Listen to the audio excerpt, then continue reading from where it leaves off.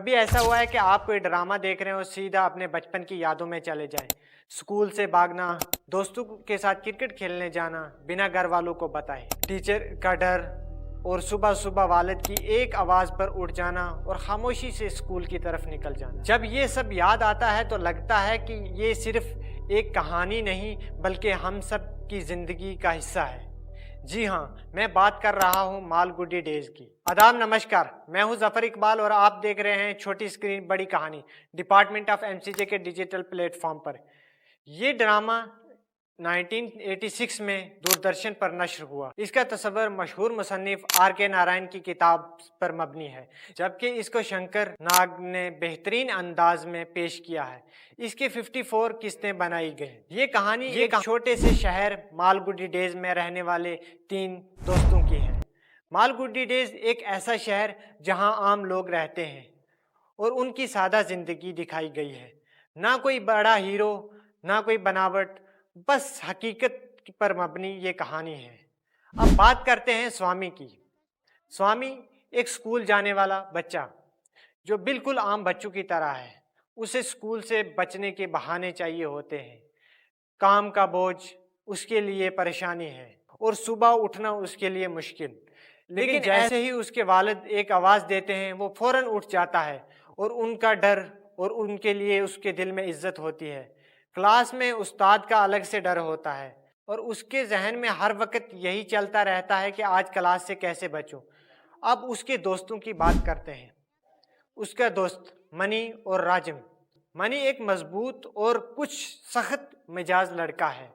اس کی شخصیت ایسی ہے کہ کوئی بھی اس سے الجھنے سے پہلے سوچتا ہے، لیکن اس کی دوستی وہ نہایت ہی مخلص ہے۔ راجم اس کے بالکل برعکس ہے۔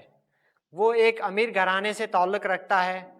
اس کا انداز بالکل الگ ہے، بات کرنے کا طریقہ بالکل مختلف ہے۔ اس میں ایک احساس ہے جو باقی دونوں میں نہیں ہے۔ ان تینوں کی دوستی اس کہانی کی جان ہے۔ ایک طرف منی کی سادگی اور سخت، دوسری طرف راجم کا سلیقہ اور سمجھداری، اور درمیان میں سوامی جو دونوں کے بیچ میں توازن قائم رکھتا ہے۔ جب یہ تینوں اکٹھا ہوتے ہیں تو ان کی دوستی بالکل فطری لگتی ہے۔ کرکٹ کھیلنا، منصوبے بنانا اور جان بوجھ کر اسکول چھوڑ دینا، سب کچھ ایسا محسوس ہوتا ہے کہ جیسے حقیقت میں ہو رہا ہو۔ کہانی میں ان کی کرکٹ ٹیم کا ایک اہم پہلو ہے۔ وہ اپنی کرکٹ ٹیم بناتے ہیں اور مقابلے کے لیے تیاری کرتے ہیں اور پوری سنجیدگی سے اس میں لگ جاتے ہیں۔ لیکن اسی دوران غلط فہمیاں بھی پیدا ہو جاتی ہیں، خاص طور پر سوامی اور راجم کے درمیان، جہاں ان کی دوستی آزمائش سے گزرتی ہے۔ گھر کا ماحول بھی اہم کردار ادا کرتا ہے۔ سوامی کے والد سخت مزاج ہیں اور وہ نظم و ضبط چاہتے ہیں۔ وہ چاہتے ہیں کہ سوامی پڑھائی پر توجہ دے۔ ان کا طریقہ سخت ہے لیکن نیت صاف ہے۔ سوامی کے لیے گھر اور اسکول کے درمیان توازن قائم رکھنا آسان نہیں ہوتا۔ اسکول کا ماحول بھی حقیقت کے قریب دکھایا گیا ہے۔ سزا کا ڈر اور کام کا دباؤ اور کلاس کا ماحول، یہ سب چیزیں ہر ایک طالب علم کو اپنی زندگی جیسی لگتی ہیں۔ ساتھ ہی دوسرے کردار بھی اس کہانی کو مضبوط بناتے ہیں۔ ڈاکیا ایک سادہ انسان کی نمائندگی کرتا ہے۔ وہ اپنی ذمہ داری نبھاتا ہے اور اپنی زندگی کے مشکلات کے ساتھ جیتا ہے۔ اس طرح چھوٹے دکاندار، غریب لوگ اور امیر گھرانے سب اپنی کہانی کے ساتھ سامنے آتے ہیں، اور یہ سب مل کر مالگڈی ڈیز کو مکمل معاشرہ بناتے ہیں۔ اگر کہانی کے بہاؤ کو دیکھیں تو ابتدا میں عام بچے کی روزمرہ کی زندگی دکھائی گئی ہے، پھر آہستہ آہستہ حالات بدلتے ہیں، دوستی میں فاصلے آ جاتے ہیں اور گھر کا دباؤ بڑھتا ہے، اور سوامی کو ہر ایک صورتحال کا سامنا کرنا پڑتا ہے۔ کبھی وہ بھاگتا ہے، کبھی غلطیاں کرتا ہے، پچھتاوا بھی محسوس کرتا ہے۔ آخر میں کہانی ایک اہم موڑ لیتی ہے جب سوامی اور راجم کے درمیان دوریاں پیدا ہو جاتی ہیں۔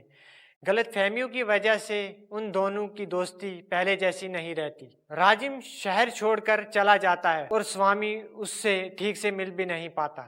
یہ منظر سادہ ہوتا ہے لیکن دل کو چھو جاتا ہے، کیونکہ یہ بات ادھوری رہ جاتی ہے۔ اس کے بعد سوامی اپنی معمول زندگی میں واپس آ جاتا ہے اور اسکول، گھر، وہی روزمرہ کے کام، لیکن اس کے دل میں ایک اداسی باقی رہ جاتی ہے۔ اسے سمجھ آ جاتا ہے کہ ہر چیز ہمیشہ ایک جیسی نہیں رہتی اور ہر دوست ہمیشہ ساتھ نہیں رہتا، اور سچ میں یہ کہانی صرف اس کی نہیں ہے، یہ ہم سب کی کہانی ہے۔